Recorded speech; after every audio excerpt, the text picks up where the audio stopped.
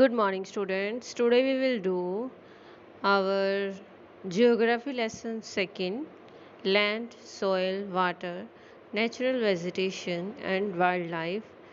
We have already done land and soil resources. Now we will do water resources. देखो हम अर्थ पर रहते हैं तो अर्थ पर जो लाइफ है वो पॉसिबल है सिर्फ वाटर की वजह से। वाटर एक रीन्यूएबल नेचुरल रिसोर्स है।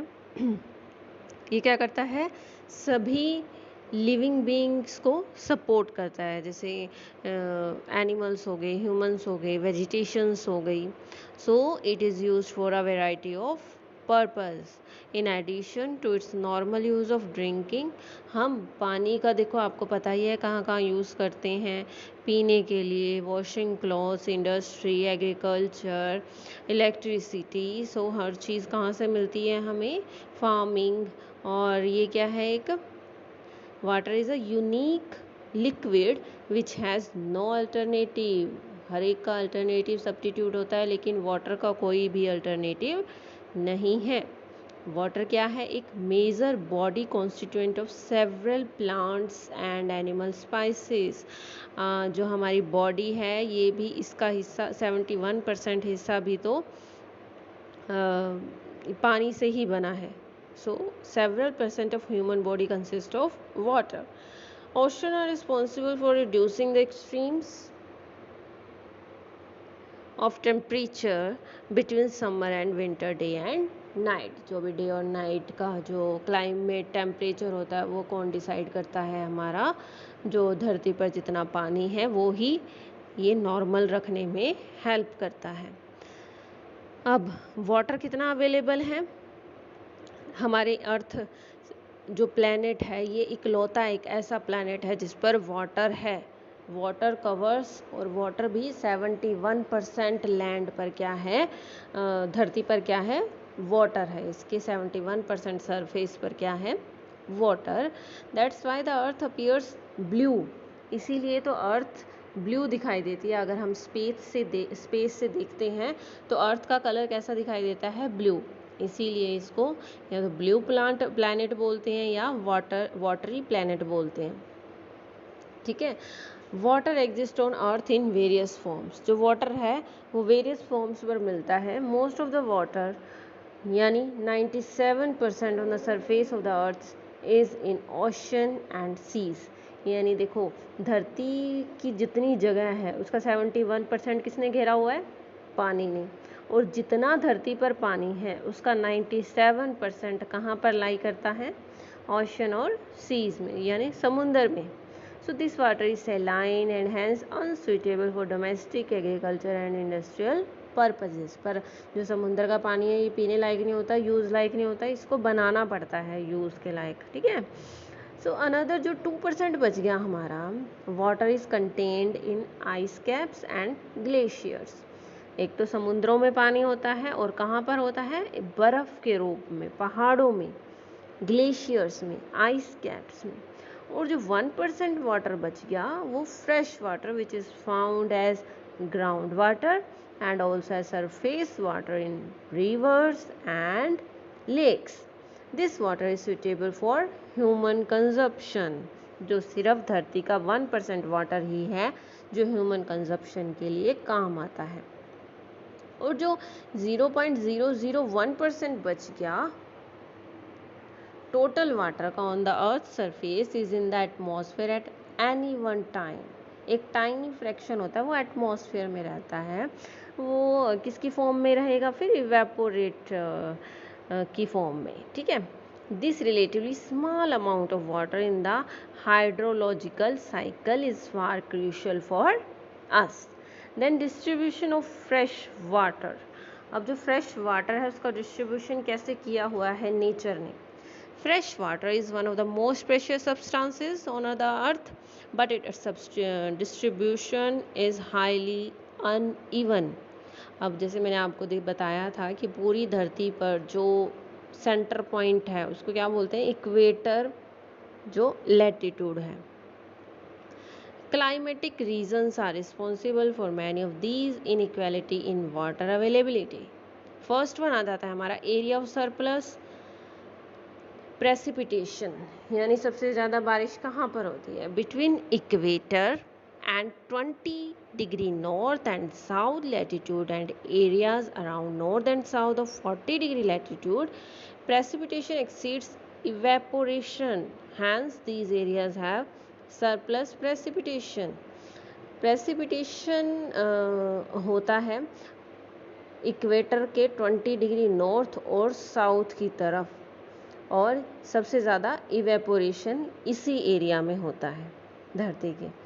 और जो डेफिशिएट प्रेसिपिटेशन है वो कहाँ पर होता है?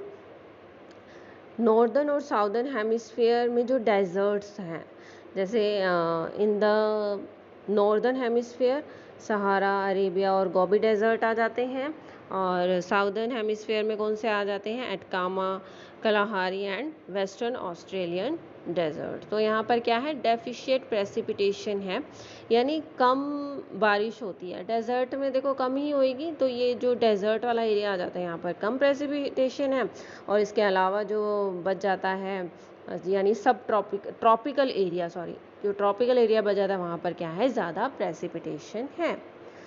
Then improving the quality of drinking water. अब देखो पानी जो भी होता है पीने लायक तो होता नहीं, उसको बनाना पड़ता है। उसमें क्या क्या कुछ होता है? देखो बैक्टीरिया एंड पैरासाइट्स होते हैं, उसमें इतने जर्म्स होते हैं जिसके थ्रू बीमारियां फैल जाती हैं। तो हमें पानी को कैसे पीना चाहिए? बॉयल करके पीना चाहिए। Boiling of water kills of bacteria and parasites.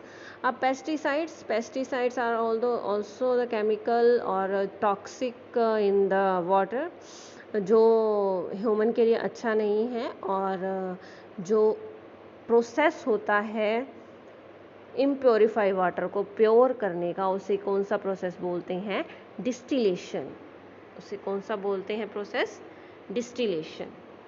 Then volatile hydrocarbons. देखो कोई पेट्रोल, ऑयल, इसमें से बहुत ही स्मेल आती है, तो ये अगर वाटर में तो मिक्स हो नहीं सकता, तो ये भी टाइम टू टाइम हमें चेक करना चाहिए कि ये ग्राउंड वाटर में मिक्स होकर उसमें स्मेल ना कर दें। तो इनको भी हमें टाइम टू टाइम चेक करते रहना चाहिए। Then lead, it is very dangerous to the nervous system. So हमें इससे भी, यानी ये जो चीज़ें हैं सारी क्या होती हैं? पानी में मिक्स होती हैं, तो इन चीज़ों से हमें प्योरीफाई करना चाहिए। साल्ट एंड आयरन और ऑल्सो, जैसे जो खारा पानी होता है समुंदर का, वो कौन सा होता है? साल्टी वाटर होता है। Salt dissolve calcium carbonate and iron do not cause health problem but create other problems. So हमें जो पानी है वो प्योरीफाई करके ही पीना चाहिए। ये चीज़ें होती हैं इम्प्योरीफाइड वाटर में। अब वाटर को हम कंजर्व कैसे कर सकते हैं? Conserving water. Clean and adequate water is the major agenda of 27th century world. We should cultivate the habit of using the water judiciously in our day-to-day life.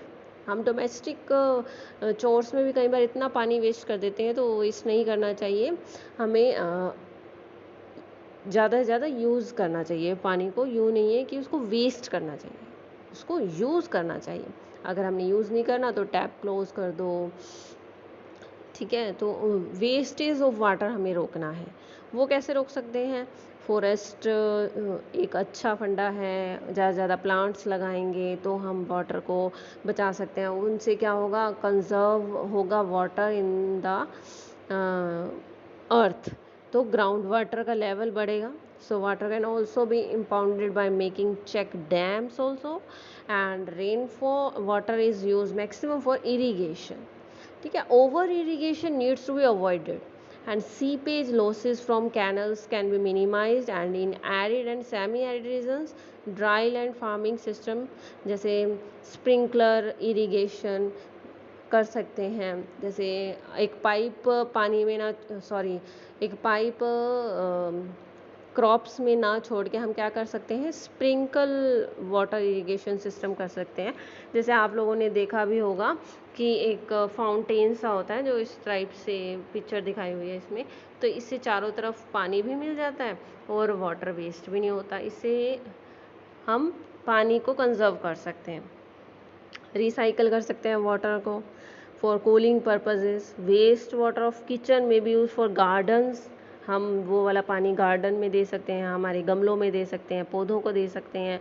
And rain water harvesting is also one of the method of saving surface run off. So आपको ये basic सी चीज़ थी, तो आपको समझ आ ही गई होगी।